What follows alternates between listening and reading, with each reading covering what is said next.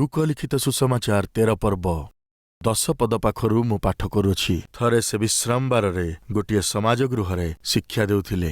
ଆଉ ଦେଖ, 18 ବର୍ଷ ପର୍ଯ୍ୟନ୍ତ ଦୁର୍ବଳତାର ଆତ୍ମା ଦ୍ୱାରା ଆବିଷ୍ଟ ଜଣେ ସ୍ତ୍ରୀ ଲୋକ ସେଠାରେ ଥିଲା। ସେ କୁବ୍ଜା ହୋଇ କୌଣସି ପ୍ରକାରେ ଆପଣାକୁ ସଳଖ କରି ପାରୁନଥିଲା। ପ୍ରିୟମାନେ, ଜଣେ ଦୁର୍ବଳ ସ୍ତ୍ରୀ ଲୋକ, ତାର ସମସ୍ୟା ଏଇଆ ଥିଲା ଯେ ସେ କୁବ୍ଜା ହେଇଯାଇଥିଲା। ସେ ବିଲକୁଲ ସିଧା ହେଇକିରି ଠିଆ ହେଇ ପାରୁନଥିଲା। ଏବେ ଯଦି ସେ ଠିଆ ହେଇ ପାରୁନାହିଁ ତ ଚାଲିପାରିବ ବା କେମିତି? ଥରେ ଭାବି ଦେଖନ୍ତୁ, ତାର ସମସ୍ୟାଟି ଏଇଆ ଥିଲା ଯେ ଗତ 18 ବର୍ଷ ଧରି ବିଚାରୀ ସିଧା ହେଇ ଠିଆ ହେଇ ପାରୁନଥିଲା। ସେହି ସ୍ତ୍ରୀ ଲୋକଟିକୁ ଯେତେବେଳେ ଦେଖିଲେ ସେ ନଇଁକି ରହୁଥିଲା। ଏହିପରି ନଇଁ ପଡ଼ିବାର କାରଣ କ'ଣ ଜାଣନ୍ତି କି? ତାର ନିର୍ବଳତା। ତାର ଦୁର୍ବଳତାର କାରଣ କ'ଣ ଥିଲା? ତା ଉପରେ ଆବିଷ୍ଟ ଥିବା ଦୁଷ୍ଟାତ୍ମା। କ'ଣ ଥିଲା ସେଇ ଆତ୍ମା ବୋଲି କହିଲେ? ଦୁର୍ବଳ କରୁଥିବା ଆତ୍ମାରେ ଆବିଷ୍ଟ ଥିବା ଜଣେ ସ୍ତ୍ରୀ ଲୋକ। 18 ବର୍ଷ, ଦୀର୍ଘ 18 ବର୍ଷ ଧରି ସେ ସେଇ ଦୁର୍ବଳକାରୀ ଆତ୍ମା ଦ୍ୱାରା ଦୁଃଖ ପାଉଥିଲା, ଯେଉଁ କାରଣରୁ ସେ ସିଧା ହୋଇ ଚାଲି ପାରୁନଥିଲା। ଆଜି ଆମମାନଙ୍କ ମଧ୍ୟରୁ ଅନେକ ଆତ୍ମିକ ଜୀବନରେ ସିଧା ହେଇ ପାରୁନାହାନ୍ତି, ନଇଁ ପଡ଼ୁଛନ୍ତି। କିଛି ନା କିଛି ଦୁର୍ବଳକାରୀ ପାପର ଅଧୀନରେ ଅଛନ୍ତି, ଯେଉଁ କାରଣରୁ ସେମାନେ ହାରି ଯାଉଛନ୍ତି। ହାରିବା ଜଣେ ବ୍ୟକ୍ତିକୁ ଦୁର୍ବଳ କରିଦିଏ। ତାହା ପାଠପଢ଼ାରେ ହେଇପାରେ, ଚାକିରି କ୍ଷେତ୍ରରେ ହେଇପାରେ, ବ୍ୟବସାୟ କ୍ଷେତ୍ରରେ ହେଇପାରେ, ଚାଷ କାମରେ ମଧ୍ୟ ହେଇପାରେ, କିମ୍ବା ଉଦ୍ୟୋଗରେ ମଧ୍ୟ ହେଇପାରେ, ବ୍ୟକ୍ତିଗତ ଜୀବନରେ ମଧ୍ୟ ହେଇପାରେ। ହାରିଯିବା ଦ୍ୱାରା ସେ ଆପଣଙ୍କୁ ନିରାଶ କରିଦିଏ। ମାନସିକ ଭାବରେ ନିରାଶ କରିଦିଏ, ଆଉ ଶାରୀରିକ ରୂପରେ ମଧ୍ୟ ନିରାଶ କରିଦିଏ। ନିରାଶା ଆଉ ବ୍ୟାକୁଳତା ଆପଣଙ୍କୁ ମାଡ଼ି ବସେ। ଆଜି ଆମ ଭିତରେ ଏମିତି ଲୋକ ନାହାନ୍ତି ବୋଲି କହିବେ କି? ଯିଏ ହାରି ଯାଇଛନ୍ତି, ଯେଉଁମାନେ ସେଥିପାଇଁ ନଇଁ ପଡ଼ିଛନ୍ତି, ଯେଉଁମାନେ ଆର୍ଥିକ ସମସ୍ୟାରେ ନଇଁ ପଡ଼ିଛନ୍ତି, ଯେଉଁମାନେ ରୋଗର ଅଧୀନରେ ଅଛନ୍ତି, ବିଭିନ୍ନ ପ୍ରକାର ନିନ୍ଦା ହେତୁ, ଅପମାନ ହେତୁ ନିରାଶ ହେଇଥିବା, ହତାଶ ହେଇଥିବା ଲୋକମାନେ ଆମ ଭିତରେ ନାହାନ୍ତି କି? ନିଶ୍ଚୟ ଅଛନ୍ତି। ପ୍ରିୟମାନେ, ସଂସାର ଆଉ ପାପ ପ୍ରତି ଆଉ ନିର୍ବଳ କରିଦେଉଥିବା ଆତ୍ମା ପ୍ରତି ଅଧୀନସ୍ଥ ହେବା ପାଇଁ କି ନଇଁ ପଡ଼ିବାର ଅନୁମତି ନାହିଁ। ତାହେଲେ କ'ଣ କରିବା କଥା? 18 ବର୍ଷ ଧରି ସେହି ସ୍ତ୍ରୀ ଅଧୀନ ହେଇଗଲା। କାହାର ଅଧୀନ ହେଇଗଲା? ଦୁର୍ବଳତାର ଆତ୍ମାର ଅଧୀନ ହେଇଗଲା। ଅଧୀନସ୍ଥ ହେଇଗଲାରୁ ସେ ସ୍ତ୍ରୀର କ'ଣ ହେଲା? ସେ କୁବ୍ଜା ହେଇଗଲା। ପ୍ରିୟ ଭାଇ ଓ ଭଉଣୀମାନେ, ଶୟତାନ ସର୍ବପ୍ରଥମେ ଆପଣଙ୍କୁ ଆପଣାର ବଶବର୍ତ୍ତୀ କରିନିଏ, ଆଉ ତାପରେ ଆପଣଙ୍କ ଜୀବନକୁ ଆଉ ଠିଆ ହେବାକୁ ଦିଏ ନାହିଁ। ଆଜି ଆପଣ ଯେଉଁ ପାପର ସମ୍ମୁଖରେ ଅଧୀନସ୍ଥ ଅଛନ୍ତି, ଯେଉଁ ପାପମୟ ଅଭ୍ୟାସର ଆପଣ ଅଧୀନସ୍ଥ ଅଛନ୍ତି, ଏହିପରି କେତେ ସମୟ ଧରି ସେହି ପାପର, ସେହି ଅଭ୍ୟାସର, ସେହି ଅସଫଳତାର, ସେହି ସମସ୍ୟାର ଅଧୀନସ୍ଥ ହୋଇ ନଇଁପଡ଼ି ନିରାଶା ଆଉ ବ୍ୟାକୁଳତା ମଧ୍ୟରେ ଯାଉଛନ୍ତି, ତାହା ଆପଣ ଜାଣିଛନ୍ତି। କିନ୍ତୁ ଖୁସିର ବିଷୟ କ'ଣ ଜାଣନ୍ତି? ଆପଣ ଯେତେ ଦିନଠାରୁ ମଧ୍ୟ ଆତ୍ମିକ ଭାବରେ ନଇଁ ପଡ଼ିଛନ୍ତି, ଶୟତାନର ଅଧୀନସ୍ଥ ଅଛନ୍ତି, ଆର୍ଥିକ ଭାବରେ କଙ୍ଗାଳ ହେଇଯାଇଛନ୍ତି, ଆଉ ସବୁଆଡ଼ୁ ନିରାଶ ହେଇଯାଇଛନ୍ତି, ଆପଣଙ୍କୁ ଉଠେଇବା ପାଇଁ ମୋର ପ୍ରଭୁ ପ୍ରସ୍ତୁତ ଅଛନ୍ତି। ଆପଣଙ୍କୁ ସୁସ୍ଥିର କରିବା ପାଇଁ ମୋର ପ୍ରଭୁ ପ୍ରସ୍ତୁତ ଅଛନ୍ତି। ଆପଣ ସିଧା ଠିଆ ହୁଅନ୍ତୁ, ଏହା ପ୍ରଭୁ ଇଚ୍ଛା କରନ୍ତି। ଆତ୍ମିକ ଭାବରେ ସିଧା ଠିଆ ହେବାର ଅଛି, ସ୍ୱାସ୍ଥ୍ୟଗତ ଭାବେ ସିଧା ଠିଆ ହେବାର ଅଛି, ଆର୍ଥିକ ଭାବରେ ସିଧା ଠିଆ ହେବାର ଅଛି। ଏହିପରି ସିଧା ଠିଆ ହେବାକୁ ପ୍ରଭୁ ଚାହାନ୍ତି। ଏଥିପାଇଁ ସେ କ'ଣ କଲେ ଜାଣନ୍ତି? ସେହି କୁବ୍ଜା ସ୍ତ୍ରୀ ଲୋକ ସେ ଯୀଶୁଙ୍କର ସମ୍ମୁଖରେ ଆସି ପହଞ୍ଚିଲା। ଯୀଶୁ ତାକୁ ଦେଖିକରି ଡାକିଲେ ଆଉ କହିଲେ, ଗୋ ନାରୀ, ତୁମେ ଆପଣା ଦୁର୍ବଳତାରୁ ମୁକ୍ତ ହେଲ। ଆଉ ସେ ତା ଉପରେ ଆପଣା ହସ୍ତ ଥୋଇଲେ, ଆଉ ସେ ସେହି କ୍ଷଣି ସିଧା ଚାଲିବାକୁ ଲାଗିଲା, ଆଉ ପରମେଶ୍ୱରଙ୍କ ମହିମା କୀର୍ତ୍ତନ କରିବାକୁ ଲାଗିଲା। क्रिसमस टाइम रे आमे गोटे गीत गाई थाउ, ऊर्ध्व लोकरे ईश्वरंकर महिमा आउ पृथ्वीरे ताहांकर संतोष पात्र मनुष्य मानक मध्यरे शांति हेउ। आपणक मध्यरु केते लोकंकु आजि शांति दरकार, आनंद दरकार? दयाकरी निज हाथ उठांतु। ताहले आमर जीवन रे आपण जहा आशा करूछंती, शांति को, आनंद को, संतोष भाव को, सबु आशीर्वाद को कौन करिया पड़िबो? पुणी सेही गीत को जहा स्वर्गदूत माने गाइथिले आपणको मने पकई दउछि। ऊर्ध्व लोकरे ईश्वरंकर महिमा, महिमा अर्थात आपणक जीवन द्वारा स्वर्गरे थिबा ईश्वरंकु गौरव मिलिब त एही पृथ्वीरे आपणकु शांति मिलिब। बुझी पारले? एही पृथ्वीरे आपणकु शांति दरकार त, आनंद दरकार त, समृद्धि दरकार अछि त, सबु आशीर्वाद को अनुभव करिवार अछि त आपणक जीवन द्वारा ऊर्ध्ववासकारी परमेश्वरंकर महिमा हवा कथा। परमेश्वर खुशी हबार अछि। आपणकर जीवन परमेश्वरंकु खुशी देवा कथा आउ गौरव देउथिबा जीवन हबार अछि। स्वर्ग निवासी परमेश्वर आपणकु देखि खुशी हेबे त एई पृथ्वीरे समस्त आशीर्वाद गुड़िको समृद्धिर सहित प्रदान करिवे। आज मुख्य समस्या कौन जानती कि? जो परमेश्वर आपणकु बनैचंती, आपणकु सृष्टि करिचंती, आउ जे आकाशर सिंहासन रे वास करंती, जेबे भी आपणकु देखंती सबुबेले सेई परमेश्वर खुशी हवा बदलरे, आनंदित हवा बदलरे बोधुए दुखी हेई जाउचंती। आपणकर कथाबार्ता भल नथिबार कारणरू, आपणकर चालीचलन खराब थिबारु, आपणकर सेवा कार्य ठीक नथिबारु, आपणक ठारे पवित्रता नथिबारु परमेश्वर जेतेबेले भी आपणको देखंती, से चाहे सकाळ हो, दीपहर हो किंबा ताहा संध्या काळ हो, परमेश्वर जेबे भी आपणको देखंती, आपण किछि ना किछि पाप करुथिबा बेले, आपण किछि ना किछि भूल करुथिबा बेले, काहा सहित झगड़ा करुथिबा समय परिवार मध्यरे झगड़ा आउ कलह द्वारा, मिछ कहुथिबा बेले, अन्याय करुथिबा बेले, मिथ्यावादीर जीवन यापन करुथिबा बेले किंबा अपवित्र विषय सबु देखुथिबा बेले परमेश्वर आपणको देखिचंती। सेथिपाई सेही परमेश्वरଙ୍କ नामर महिमा हेबा कथा, किंतु आपण तांको अपमानित करूछंती। सेथिपाई परमेश्वर आपणको आशीर्वाद करूनांती। बुझी पारुचंती? आज आम समस्तंकर आशा कौन जानती? विजय प्राप्त हवा। काहाठारू? रोजगार पाइबा पाई आमको विजय पाइबाकू पड़िबो। आर्थिक समस्या मध्यरु जय पाइबाकू पड़िबो। रोगरु सुस्थता पाइबाकू पड़िबो, सेतिरु उद्धार पाइबाकू पड़िबो। विवाह संबंधरे आपणकू जय पाइबाकू पड़िबो। संतान विषय आपणकर इच्छा पूर्ण हबार अछि। दयाकरी शुणंतु, निश्चय परमेश्वर आपणक इच्छा पूर्ण करिया पई प्रस्तुत। सिद्ध लोकमानक प्रति सहायता निमंते परमेश्वरଙ୍କ दृष्टि सर्वदा पृथ्वी रे एणे तेणे दौड़ू थाए। परमेश्वर देखु अछंती, केही सरलाचारी व्यक्ति अछंती कि? केही सिद्ध जीवन यापन करूछंती कि? केही पवित्र जीवन बंचुछंती कि? केही तांको प्रसन्न करिबा पई अछंती कि? तो सेमानंको आशीर्वाद करिबा पई परमेश्वरଙ୍କ दृष्टि पृथ्वी रे एणे तेणे दौड़ू अछि। परमेश्वर जेतेबेले आपनको देखुछंती, आपनको तत्व नेउ अछंती।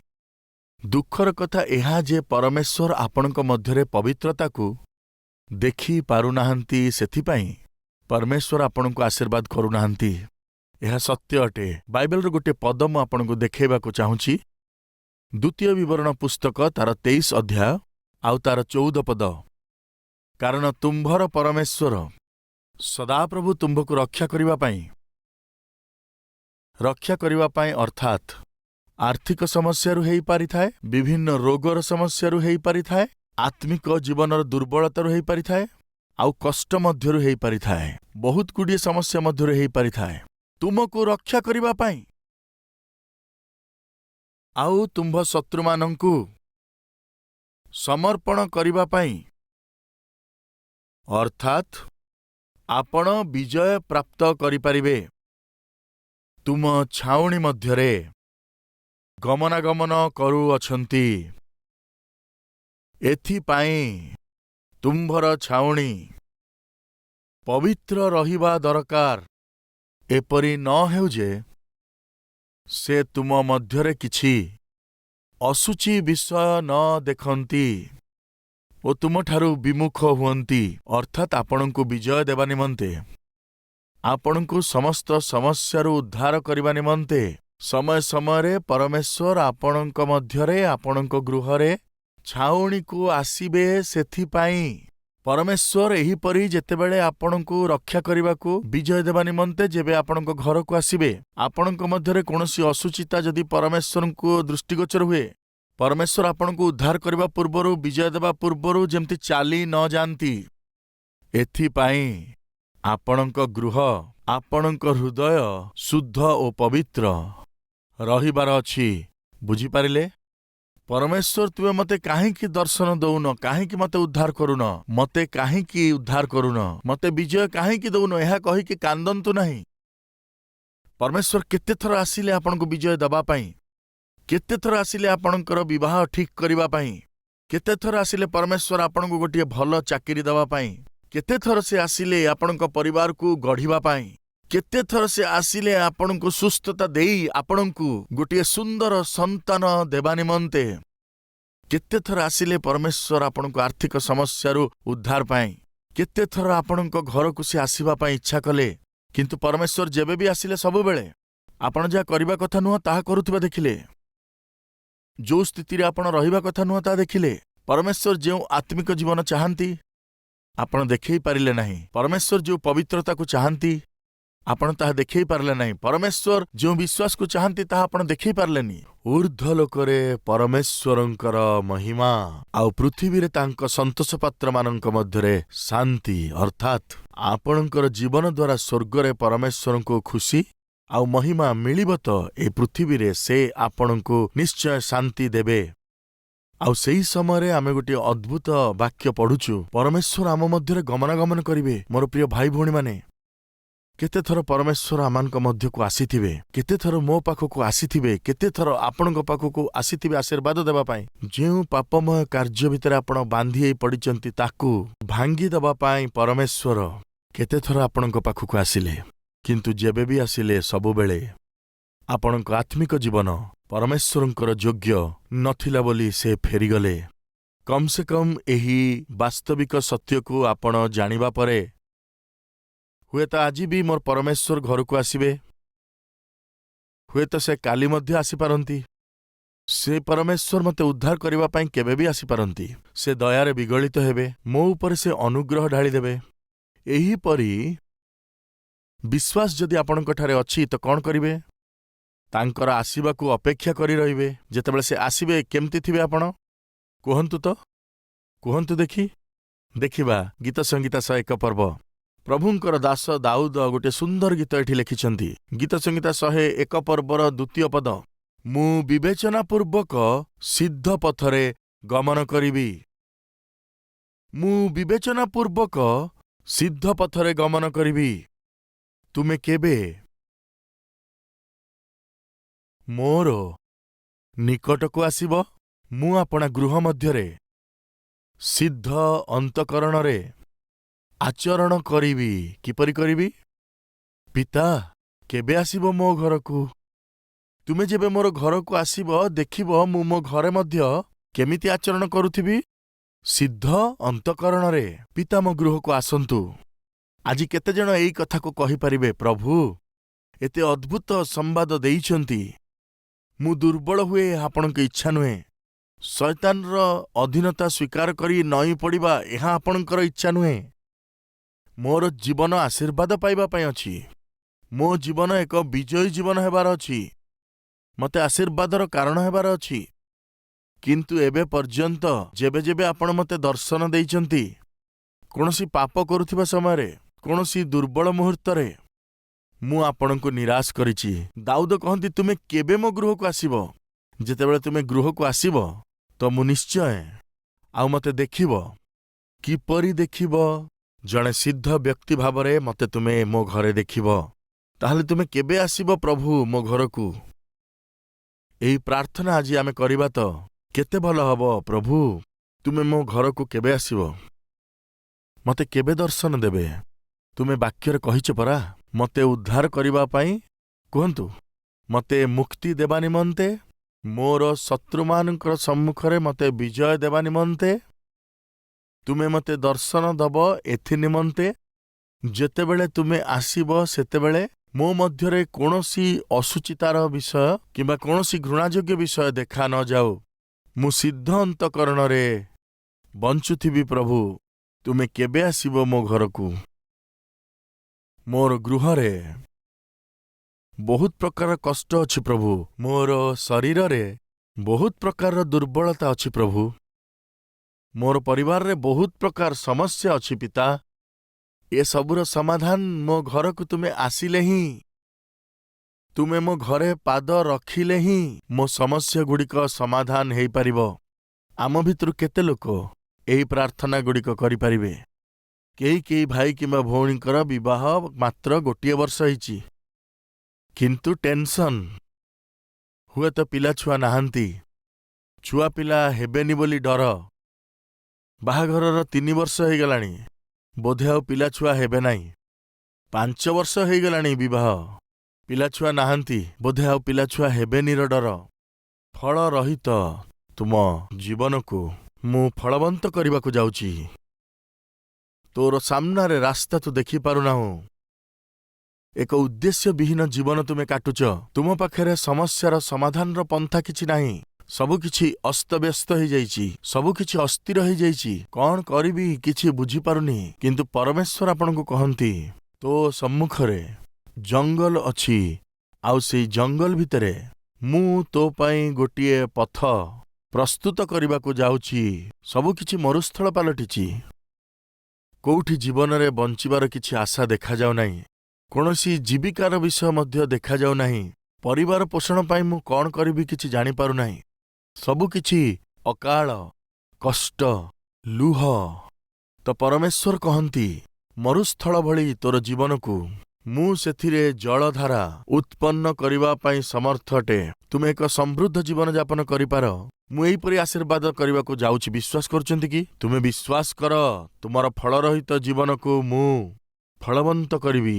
ଦୟାକରି ଧ୍ୟାନ ଦିଅନ୍ତୁ। ଏହି ଦୀନ ଦାସ ଯେତେବେଳେ ବାକ୍ୟ ପ୍ରଚାର କରୁଛନ୍ତି, ସେହି ବାକ୍ୟ ଦ୍ୱାରା ଯେତେବେଳେ ପରମେଶ୍ୱର କଥା କହୁଛନ୍ତି, ଗ୍ରହଣ କରନ୍ତୁ, ବିଶ୍ୱାସ କରନ୍ତୁ। ପ୍ରଭୁ, ଏ ତୁମ୍ଭର ରବ, ତୁମେ ହିଁ ଆମ ସହିତ କଥା କହୁଛ। ଇଏ ତୁମର ପ୍ରତିଜ୍ଞା ବାକ୍ୟ ଅଟେ।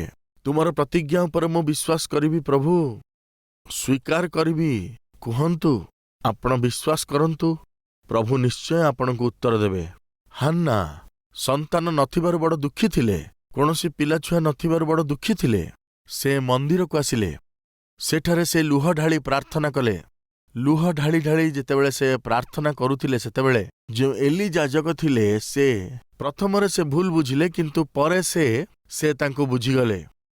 ପରେ ବୁଝିପାରି ଏଲି ତାଙ୍କୁ କ'ଣ କହିଲେ ଜାଣନ୍ତି କି? ଝିଅ, ତୁମେ ଯାଅ, ତୁମର ବିନତି ସବୁ ଶୁଣି ତୁମର ପରମେଶ୍ୱର ତୁମର ନିବେଦନ ଅନୁସାରେ ତୁମକୁ ଦିଅନ୍ତୁ। ଏବେ ଯାଅ। ଏହି ବାକ୍ୟ ଯେତେବେଳେ ସେହି ସେବକ ଜଣକ କହିଲେ, ତାହାକୁ ସେ ବିଶ୍ୱାସ କଲେ। ପରମେଶ୍ୱର ମୋତେ ପ୍ରତିଜ୍ଞା କରିଛନ୍ତି। ଦେଖିବା ଆସନ୍ତୁ, 1 ସାମୁଏଲ 1 ଅଧ୍ୟାୟ 17 ପଦକୁ ମୁଁ ପାଠ କରୁଅଛି। ତହିଁରେ ଏଲି ଉତ୍ତର ଦେଇ କହିଲେ, କୁଶଳରେ ଯାଅ, ଯାହା ତୁମ୍ଭେ ମାଗିଲ, ଇସ୍ରାଏଲର ପରମେଶ୍ୱର ତୁମ୍ଭକୁ ସେହି ନିବେଦନ ଅନୁସାରେ ତୁମ୍ଭକୁ ଦିଅନ୍ତୁ। ଏହିପରି ଏଲି ହାନ୍ନାକୁ କହିଲେ। ପ୍ରିୟମାନେ, ଅନେକ ବର୍ଷ ପର୍ଯ୍ୟନ୍ତ ହାନ୍ନାଙ୍କର କୌଣସି ସନ୍ତାନ ନଥିଲେ। କିନ୍ତୁ ସେଦିନ ସେ ପରମେଶ୍ୱରଙ୍କ ମନ୍ଦିରକୁ ଆସିକି ଯେତେବେଳେ ଲୁହ ଢାଳୁଥିଲେ, ପ୍ରଭୁଙ୍କର ଦାସ ତାଙ୍କୁ କହିଲେ, ଝିଅ, କୁଶଳରେ ଯାଅ। ତୁମେ ଯେଉଁ ପ୍ରାର୍ଥନା କରିଅଛ, ପରମେଶ୍ୱର ତାହା ଶୁଣିଅଛନ୍ତି, ଆଉ ତାହା ସେ ପୂର୍ଣ୍ଣ କରିବେ। ତୁମକୁ ଉତ୍ତର ଦେବେ। ବିଶ୍ୱାସର ସହିତ ଯାଅ। ଏହି କଥାକୁ ଯେତେବେଳେ ଯାଜକ କହିଲେ, ସେତେବେଳେ ହାନ୍ନା କ'ଣ ଉତ୍ତର ଦେଇଥିଲେ? କେତେ ବର୍ଷ ହେଲାଣି ମୁଁ ଏ ମନ୍ଦିରକୁ ଆସୁଛି, ବହୁତ ଆଖିରୁ ଲୁହ ଢାଳିଛି, ବହୁତ ଭେଟି ଅର୍ପଣ କରିଛି, ଆଜି ଯାଏ ପରମେଶ୍ୱର ମୋତେ ଉତ୍ତର ଦେଇନାହାନ୍ତି। ଏବେ ଆପଣ କହୁଛନ୍ତି ଉତ୍ତର ଦେବେ ବୋଲି, ମୁଁ କ'ଣ ମାନିଯିବି? ଏକଥା କହିଲା କି? ନାହିଁ। କିନ୍ତୁ ଯାଜକ ଯାହା କହିଲେ, ସେ କଥାରେ ସେ ବିଶ୍ୱାସ କଲେ। ତାପରେ ଦେଖନ୍ତୁ ସେ କ'ଣ କଲେ। କାନ୍ଦି କାନ୍ଦି ଆସିଥିଲେ, ଲୁହ ବୁହେଇକି ଆସିଥିଲେ, ଦୁଃଖୀ ହେଇକି ଆସିଥିଲେ, କିନ୍ତୁ ପ୍ରଭୁଙ୍କ ଦାସଙ୍କର କଥା ଶୁଣିକରି, ବିଶ୍ୱାସ କରି, ଆଜ୍ଞାବହତାକୁ ପ୍ରଦର୍ଶିତ କରି ବିଜୟ ପାଇବି, ଏହି ଭରସାର ସହିତ ସେ କ'ଣ କଲେ? 18 ପଦରେ ଅଛି, ତହୁଁ ସେ କହିଲା, ତୁମ୍ଭର ଦାସୀ ତୁମ୍ଭ ଦୃଷ୍ଟିରେ ଅନୁଗ୍ରହ ପ୍ରାପ୍ତ ହେଉ। ଆଉ ସେଇ ସ୍ତ୍ରୀ ଆପଣା ପଥରେ ଗଲା ଓ ଭୋଜନ କଲା। ପୁଣି ତାହାର ମୁଖ ଆଉ ବିବର୍ଣ୍ଣ ନହିଲା। ତାପରେ ଆଉ ସେ ଦୁଃଖ କଲା ନାହିଁ, ଦୁଃଖ କରିବା ଛାଡ଼ିଦେଲା। ସେତେବେଳେ ଯାଏ ସେ ଘରେ କାନ୍ଦୁଥିଲା। ସେଇ ଦିନ ପର୍ଯ୍ୟନ୍ତ ସେ କାନ୍ଦୁଥିଲା, ଲୁହ ଢାଳୁଥିଲା ଆଉ ଦୁଃଖିତ ରହୁଥିଲା। ମୋର କୌଣସି ସନ୍ତାନ ନାହିଁ, ମୋର ପିଲା ନାହିଁ, ମୋର ଜୀବନ ଫଳରହିତ ଅଟେ। ସେଦିନ ଜଣେ ଯାଜକ ଭାବରେ ଏଲି ତାକୁ କ'ଣ କହିଲେ? ଝିଅ, ତୁମେ ଯେଉଁ ନିବେଦନ ସବୁ କରିଅଛ ତାହା ପରମେଶ୍ୱର ନିଶ୍ଚୟ ତାହା ଶୁଣିବେ। ସେହି କଥାକୁ ସେ ଶୁଣିବା କ୍ଷଣି ବିଶ୍ୱାସ କଲେ। ସେଇ ଦିନଠାରୁ ସେ କାନ୍ଦିବା ଛାଡ଼ିଦେଲେ। ପରମେଶ୍ୱର ମୋର ଲୁହ ପୋଛିଦେବାକୁ ଯାଉଛନ୍ତି, ମୋର ପ୍ରାର୍ଥନା ଶୁଣିଅଛନ୍ତି, ମୁଁ କାହିଁ କାନ୍ଦିବି? ପରମେଶ୍ୱର ମୋର ମସ୍ତକ ଉନ୍ନତ କରୁଛନ୍ତି, ମତେ ବିଜୟ ଦେଉଛନ୍ତି, ମୁଁ କାହିଁ କାନ୍ଦିବି? ମୁଁ କାହିଁକି ଦୁଃଖ କରିବି? ପ୍ରିୟ ଭାଇ ଓ ଭଉଣୀମାନେ, ଆପଣମାନେ ଯଦି ବିଶ୍ୱାସ କରିବେ ତାହେଲେ ଆଦୌ ତରତର ହେବେ ନାହିଁ। ବିଶ୍ୱାସ କରିବା ବ୍ୟକ୍ତି କେବେ ତରତର ହେବ ନାହିଁ। ଆପଣ ବିଶ୍ୱାସ କରୁଛନ୍ତି କି? ତରତର ହୁଅନ୍ତୁ ନାହିଁ। ପ୍ରଭୁଙ୍କଠାରେ ଭରସା କରୁଛନ୍ତି କି? ଚିନ୍ତା କରନ୍ତୁନି। ପରମେଶ୍ୱର ନିଶ୍ଚୟ ଆପଣଙ୍କ ଜୀବନରେ ଉତ୍ତର ଦେବେ, ଏକଥା ଭରସା ଅଛି କି? ଶୁଣନ୍ତୁ, ନିରାଶ ହୁଅନ୍ତୁ ନାହିଁ। ଆପଣ ଯଦି ନିରାଶ ହେଇଯିବେ, ନିରାଶ ହେଇଗଲେ କିମ୍ବା ବାରମ୍ବାର କାନ୍ଦିଲେ, ଆପଣ ଇନଡାଇରେକ୍ଟ ପରମେଶ୍ୱରଙ୍କୁ କହୁଛନ୍ତି, ତମେ କି ପରମେଶ୍ୱର? ମିଛ ପରମେଶ୍ୱର। ମୋ ପାଇଁ କ'ଣ କରିଛ କହିଲ? ପରମେଶ୍ୱର ଆଉ ପରମେଶ୍ୱରଙ୍କର ସାମର୍ଥ୍ୟ ଉପରେ ଆମେ ପ୍ରଶ୍ନ ଉଠଉଛୁ। ସେ ସେଇ ଦିନଠାରୁ କାନ୍ଦିବା ଛାଡ଼ିଦେଲା। କ'ଣ ହେଲା ଆମେ ଦେଖୁଛୁ। ଆଉ ତାର ମୁଖ ପୁଣି ଉଦାସ ଦେଖାଗଲା ନାହିଁ। ସେମାନେ ଅତି ପ୍ରଭାତରେ ଉଠି ସଦାପ୍ରଭୁଙ୍କ ଆରାଧନା କରି ଫେରିଲେ ଓ ଆପଣମାନଙ୍କ ବାସସ୍ଥାନ ରାମାକୁ ଆସିଲେ। ଆଉ ଇଲକାନା ଆପଣା ଭାର୍ଯ୍ୟା ହାନ୍ନାର ସହବାସ କରନ୍ତେ ସଦାପ୍ରଭୁ ତାହାକୁ ସ୍ମରଣ କଲେ। ଆଉ ସମୟ ଉପସ୍ଥିତ ହୁଅନ୍ତେ ହାନ୍ନା ଗର୍ଭଧାରଣ କରି ପୁତ୍ର ପ୍ରସବ କଲା। ଆଉ ମୁଁ ସଦାପ୍ରଭୁଙ୍କୁ ମାଗିଥିଲି ଏହା କହି, ତାହାର ନାମ ସାମୁଏଲ, ଅର୍ଥାତ୍ ପରମେଶ୍ୱର ଦତ୍ତ ରଖିଲା। ତାହାର ନାମ ସାମୁଏଲ ରଖିଲା। ଏହି ନାମ ରଖିଲା। ଅନେକ ଥର ସେ ପରମେଶ୍ୱରଙ୍କ ମନ୍ଦିରକୁ ଆସିଥିବ, ପ୍ରାର୍ଥନା ମଧ୍ୟ କରିଥିବ, କିନ୍ତୁ କେତେବେଳେ ସେ ବିଶ୍ୱାସ କଲା ଆପଣ ଜାଣନ୍ତି କି? ପରମେଶ୍ୱରଙ୍କ ଦାସଙ୍କ ଦ୍ୱାରା ପରମେଶ୍ୱର କଥା କହିଲେ। ସେତେବେଳେ ପରମେଶ୍ୱରଙ୍କ ସେବକର ଦ୍ୱାରା ପରମେଶ୍ୱର କଥା କହିବାରୁ ଜଣେ ପରମେଶ୍ୱରଙ୍କ ଦାସର କଥା କେତେ ଶକ୍ତିଯୁକ୍ତ ମୁଁ ଆପଣଙ୍କୁ କହୁଛି, ଶୁଣନ୍ତୁ। ଆହୁରି ତାଙ୍କର ମାତା ପ୍ରତିବର୍ଷ ଆପଣ ସ୍ୱାମୀ ସଙ୍ଗେ ବାର୍ଷିକ ବଳି ଉତ୍ସର୍ଗ କରିବାକୁ ଆସିବା ବେଳେ ତାଙ୍କ ପାଇଁ ଗୋଟିଏ ସାନ ଚୋଗା ବନାଇ ତାହାଙ୍କ କତିକି ଆଣିଥାଏ। ଏମିତି କେତେ ବର୍ଷ ଆଣିଥିବ। ପୁଅ ଜନ୍ମ ହେଲା, ସ୍ତନ୍ୟପାନ ତ୍ୟାଗ କଲା, ପ୍ରଭୁଙ୍କ ସେବା ପାଇଁ ଅର୍ପିତ ହୋଇଗଲା। ବର୍ଷ ପରେ ବର୍ଷ ବିତି ଚାଲିଲା। ହାନ୍ନାର ସନ୍ତାନ ନଥିଲେ, କିନ୍ତୁ ତାପରେ କ'ଣ ହେଲା? 20 ପଦରେ ପୁଣି ଏଲି ଇଲକାନାକୁ ଓ ତାହାର ଭାର୍ଯ୍ୟାକୁ ଆଶୀର୍ବାଦ କରି କହିଲେ, ସଦାପ୍ରଭୁଙ୍କ ନିକଟରେ ଯାହା ନିବେଦିତ ହୋଇଅଛି ସେହି ନିବେଦନ ସକାଶୁ ସଦାପ୍ରଭୁ ଏହି ସ୍ତ୍ରୀଠାରୁ ତୁମ୍ଭକୁ ସନ୍ତାନ ଦିଅନ୍ତୁ। ଏ ଉତ୍ତାରେ ସେମାନେ ଆପଣା ଗୃହକୁ ଚାଲିଗଲେ। ଏଲି ସେମାନଙ୍କୁ ଆଶୀର୍ବାଦ କରିବା ପରେ ସେମାନେ ତାଙ୍କ ଘରକୁ ଚାଲିଗଲେ। ତୁମେ ତୁମର ଏକମାତ୍ର ପୁତ୍ରଙ୍କୁ ପରମେଶ୍ୱରଙ୍କୁ ଦେଇଛ ନା ଇଲକାନା? ହାନ୍ନା, ପରମେଶ୍ୱର ତୁମକୁ ଆଶୀର୍ବାଦ କରନ୍ତୁ। ଏହିପରି କହିଥିଲେ ପ୍ରିୟମାନେ। ତାପରେ କ'ଣ ହେଲା? 21 ପଦରେ ଲେଖା ଅଛି, ପୁଣି ସଦାପ୍ରଭୁ ହାନ୍ନାର ତତ୍ତ୍ୱାବଧାରଣ କଲେ ଓ ସେ ଗର୍ଭଧାରଣ କରି 3 ପୁତ୍ର ଓ 2 କନ୍ୟା ପ୍ରସବ କଲେ। ଇଏ ବଡ଼ ଆଶ୍ଚର୍ଯ୍ୟର ବିଷୟ ପ୍ରିୟମାନେ। ପରମେଶ୍ୱର 3 କନ୍ୟା ଦେଲେ, 2 ପୁତ୍ର ଦେଲେ, ସମସ୍ତେ ମିଶିକିରି 5ଟି ସନ୍ତାନ ଦେଲେ। ସେମାନେ ପରମେଶ୍ୱରଙ୍କୁ କେତେଟା ପିଲା ଦେଲେ କୁହନ୍ତୁ ପ୍ରିୟମାନେ? ଜଣଙ୍କୁ ଦବା ଦ୍ୱାରା ପରମେଶ୍ୱର କେତେ ଜଣଙ୍କୁ ଦେଲେ? 5 ଜଣଙ୍କୁ ଦେଲେ। ଗୋଟିଏ ସନ୍ତାନକୁ ପରମେଶ୍ୱରଙ୍କୁ ଦେବା ଦ୍ୱାରା ପରମେଶ୍ୱର କେତେଟା ଦେଲେ? 5ଟି ସନ୍ତାନଙ୍କୁ ଦେଲେ। 5 କାହା ସଦୃଶ୍ୟ କୁହନ୍ତୁ ତ? ଏହା ଅନୁଗ୍ରହର ସଦୃଶ୍ୟ ଅଟେ। ହାନ୍ନା ନାମର ଅର୍ଥ କ'ଣ ଜାଣନ୍ତି? ଅନୁଗ୍ରହ। ପରମେଶ୍ୱର କ'ଣ କଲେ? ସେଇ ଅନୁଗ୍ରହ କଲେ। କିପରି କଲେ? ସମ୍ପୂର୍ଣ୍ଣ ଭାବରେ କଲେ। କେତେ ସନ୍ତାନକୁ ଦେଲେ? 5ଟି ସନ୍ତାନକୁ ଦେଲେ। ଏବେ ଧ୍ୟାନରେ ଶୁଣନ୍ତୁ। କାହାର କହିବା ପରେ ଦେଲେ କୁହନ୍ତୁ ତ? କୁହନ୍ତୁ। ସବୁ ବର୍ଷ ସେମାନେ ଆସୁଥିଲେ, ସବୁ ବର୍ଷ ପ୍ରାର୍ଥନା କରୁଥିଲେ, କିନ୍ତୁ ସନ୍ତାନ ନଥିଲେ। କିନ୍ତୁ ସେହି ଦିନ ପରମେଶ୍ୱରଙ୍କର ଦାସ ଏଲି ଇଲକାନା ଆଉ ତା ସ୍ତ୍ରୀ ହାନ୍ନା ସେମାନେ ନିଜର ସନ୍ତାନକୁ ପରମେଶ୍ୱରଙ୍କ ସେବା ନିମନ୍ତେ ଦେଇଥିଲେ। ତୁମେ ଏଇ ଯୋଉ କାର୍ଯ୍ୟ କରିଅଛ, ତୁମକୁ ପରମେଶ୍ୱର ଆଉଥରେ ଆଶୀର୍ବାଦ ଦେବାକୁ ଯାଉଛନ୍ତି କହିଲେ। ପ୍ରିୟମାନେ, ସେଇ ଦାସଙ୍କର ମୁହଁରୁ ବାହାରିଥିବା ସେହି ଆଶୀର୍ବାଦ ସେହି ପରିବାର ଉପରେ ପରମେଶ୍ୱର ପୂର୍ଣ୍ଣ କଲେ।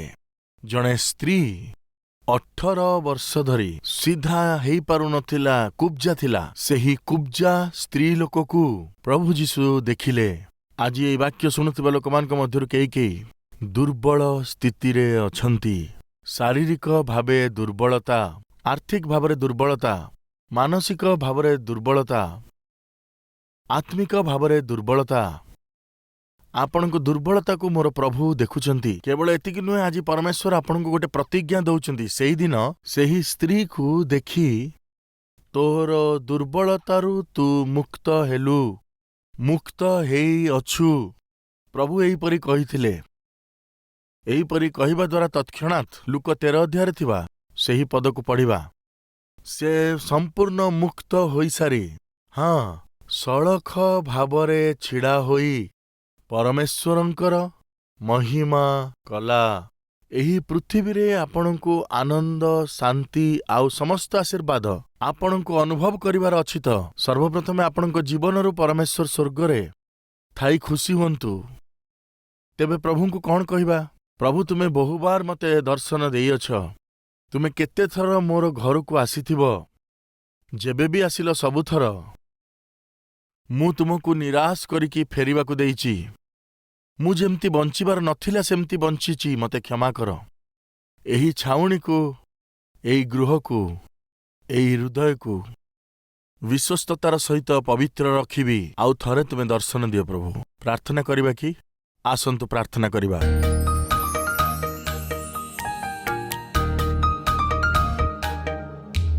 ପବିତ୍ର ପିତା, ଯେତେବେଳେ ଆମେ ଆମ ଜୀବନରେ ଅପବିତ୍ରତାକୁ ସ୍ଥାନ ଦେଇଥିଲୁ, ସେହି ବିଷୟରେ ଆମକୁ କ୍ଷମା କରନ୍ତୁ। କ୍ଷମା କରନ୍ତୁ ପ୍ରଭୁ। ସିଧା ଛିଡ଼ା ହେବା ପାଇଁ ଆତ୍ମିକତା ଦିଅ। ଉତ୍ତମ ଆର୍ଥିକ ବ୍ୟବସ୍ଥାକୁ, ଉତ୍ତମ ସ୍ୱାସ୍ଥ୍ୟକୁ, ଆପଣଙ୍କର ସୌଭାଗ୍ୟକୁ ଆମର ଘରେ ସବୁବେଳେ ରହିବାକୁ ଦିଅ। ଆମର ପିଲାମାନଙ୍କର ପାଠପଢ଼ାରେ ଆପଣଙ୍କ ଅନୁଗ୍ରହ ବର୍ତ୍ତୁ। ପିଲାମାନଙ୍କର ବିବାହ ନିମନ୍ତେ ଆଶ୍ଚର୍ଯ୍ୟ କାର୍ଯ୍ୟ କରନ୍ତୁ। ଯେଉଁ ଦମ୍ପତିମାନଙ୍କର ସନ୍ତାନ ନାହାନ୍ତି ସେମାନଙ୍କ ଉପରେ ଆପଣ ଅନୁଗ୍ରହ ବର୍ତ୍ତାନ୍ତୁ। ଯେଉଁମାନଙ୍କ ପାଖରେ ଚାକିରି ନାହିଁ ସେମାନଙ୍କୁ ଆଶ୍ଚର୍ଯ୍ୟ ଭାବରେ ଚାକିରି ଦେବାକୁ ଯାଉଛନ୍ତି। ଧନ୍ୟବାଦ ପିତା। ଏହି ବାକ୍ୟ ଶୁଣୁଥିବା ପ୍ରତ୍ୟେକ ଜଣଙ୍କୁ ଆଉ ସେମାନଙ୍କ ପରିବାରକୁ, ସେମାନଙ୍କର ଚାକିରି କ୍ଷେତ୍ରରେ ପିତା, ସେମାନଙ୍କର ବେପାର ବଣିଜରେ, କ୍ଷେତ ମଧ୍ୟରେ, ପରିବାର ମଧ୍ୟରେ ଆପଣ ପ୍ରବେଶ କରି ଶୈତାନ ଦ୍ୱାରା ଅଣାଯାଇଥିବା ପ୍ରତ୍ୟେକ ବାଧାବିଘ୍ନ ଗୁଡ଼ିକୁ, ବିପଦ ଗୁଡ଼ିକୁ ଯୀଶୁଙ୍କ ନାମରେ ଦୂର କରନ୍ତୁ। ଆଶୀର୍ବାଦ ଆପଣଙ୍କ ପିଲାମାନଙ୍କୁ ଦିଅନ୍ତୁ ବାପା। ଆଶୀର୍ବାଦରେ ପ୍ରତ୍ୟେକଙ୍କୁ ଭରନ୍ତୁ। ଏହି ପ୍ରାର୍ଥନାରେ ସହଭାଗୀ ହୋଇଥିବା ପ୍ରତ୍ୟେକ ଜଣଙ୍କର ଜୀବନରେ ଆଜିଠାରୁ ମଙ୍ଗଳର ଦିନ ଦେଖିବାକୁ ଦେଇ ଆପଣଙ୍କ ନାମର ମହିମା ନିଅନ୍ତୁ। ଯୀଶୁଙ୍କ ନାମରେ ମାଗୁଛୁ ପିତା, ଆମେନ୍।